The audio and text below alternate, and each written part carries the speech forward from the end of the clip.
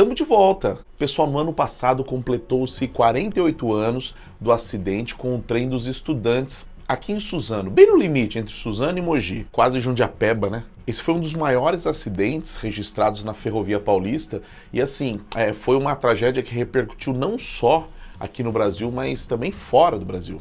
Foi o choque entre dois trens.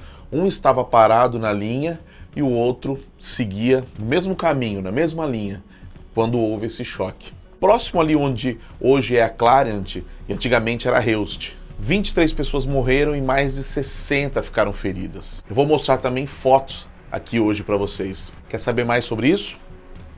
Segura aí.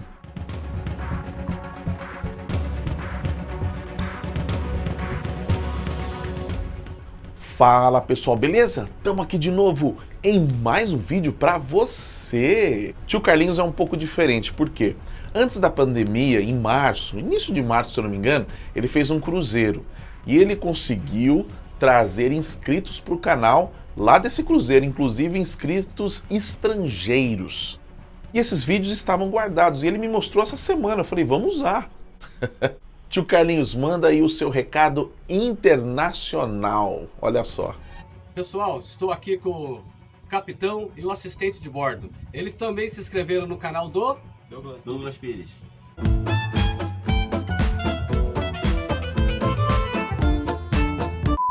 Tio Carlinhos é uma figura. Quem quiser conhecer o Tio Carlinhos é só ir na Casa de Carnes Modelo, lá no Jardim Natal, em Suzano. É lá que ele trabalha, ó. Fatia, filé, meu, ó. Bom, agora vamos entrar num assunto mais sério. Falar de tragédia é aquela coisa que nos traz à tona muitas reflexões, né? Vira e mexe, as pessoas pediam para eu falar sobre esse assunto, sobre o acidente com o trem dos estudantes. Vamos lá então. Na manhã do dia 8 de junho de 1972, né, uma manhã fria, uma manhã com muita neblina, um trem partiu da estação Roosevelt, lá em São Paulo, onde hoje é a estação Brás.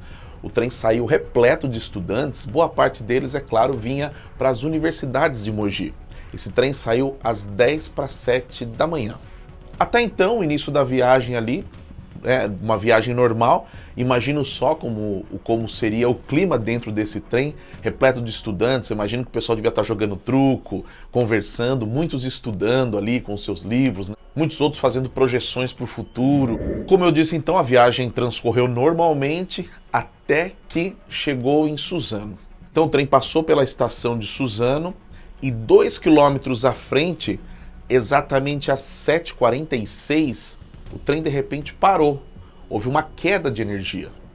As luzes apagaram e o trem ficou parado ali um pouco depois da Clariant, né, onde era a Heust, a antiga Heust, quase chegando naquele pontilhão que faz limite entre Suzano e Mogi das Cruzes.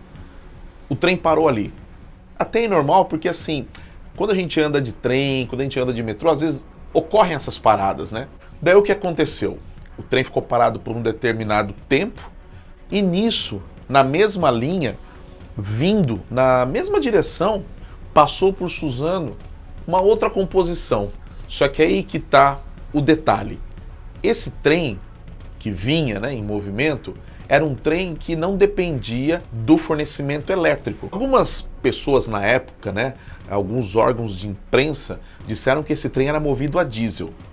Mas eu já vi também outras pessoas, especialistas, relatando que, na verdade, esse trem tinha um gerador movido a diesel. E esse gerador fazia com que a energia elétrica não fosse interrompida dentro da composição. Ou seja, por mais que houvesse uma queda de energia, esse trem continuava circulando.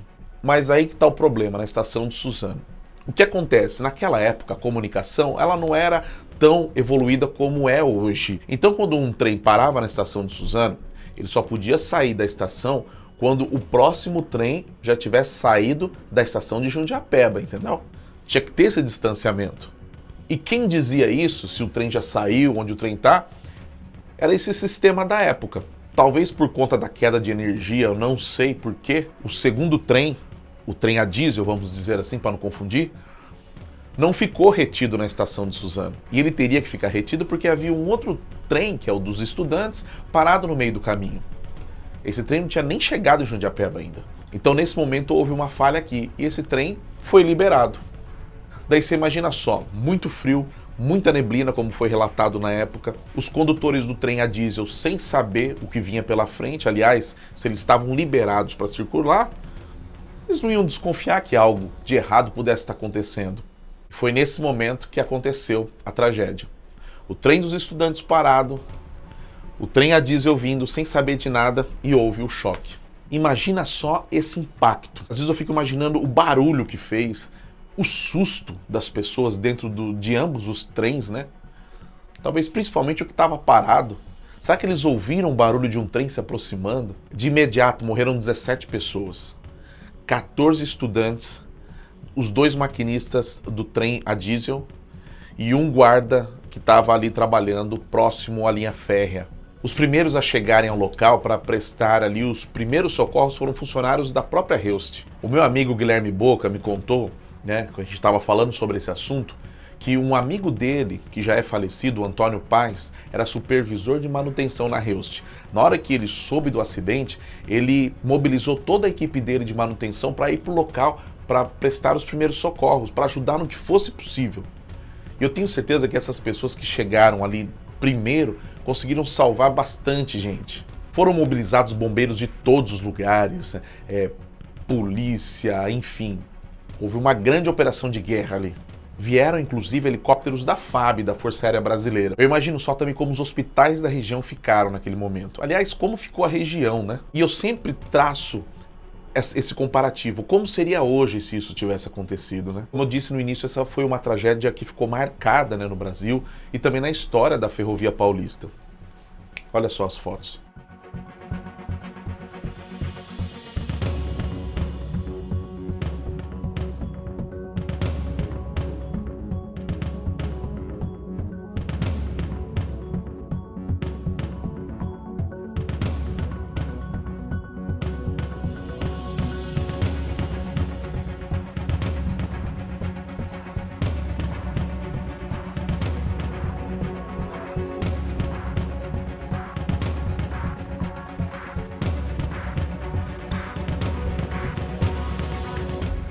Fotos impactantes, né? Mudando um pouco o assunto, mudando só um pouco, mas ainda continuando nesse âmbito, em 2016, também no dia 8 de junho, aconteceu uma tragédia com universitários também em um transporte coletivo.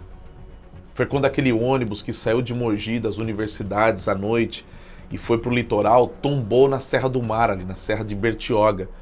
E vários estudantes morreram, muitos ficaram feridos. Quem lembra disso? Isso aconteceu também no dia 8 de junho.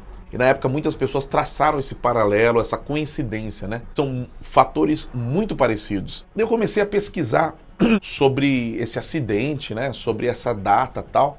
E descobri algo. No dia 8 de junho de 1982, aconteceu uma outra tragédia no Brasil. Talvez isso seja exclusivo aqui no canal Douglas Pires. Não exclusivo a tragédia, mas exclusivo esse paralelo.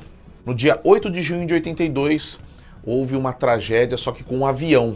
Esse avião caiu em Fortaleza, ele se chocou com uma serra. Quer ver o nome da serra?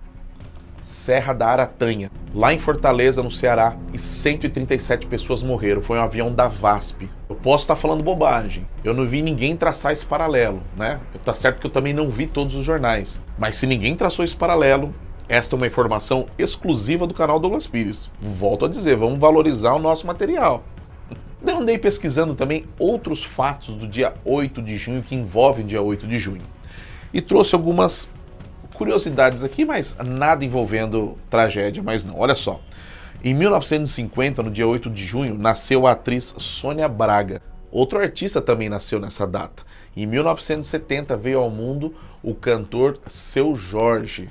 Em 1997, o nosso tenista eterno Guga, Gustavo Kirten, ganhou o seu primeiro Roland Garros, 8 de junho de 1997. A gente termina o vídeo aí com coisa boa, né? Com esporte. Beleza? Então, pessoal, ficamos por aqui então. Espero que você esteja bem, lutando contra a Covid-19, mantendo todos os cuidados necessários e nós vamos sair dessa, viu? Dias melhores virão. Um beijo, forte abraço, tchau, tchau.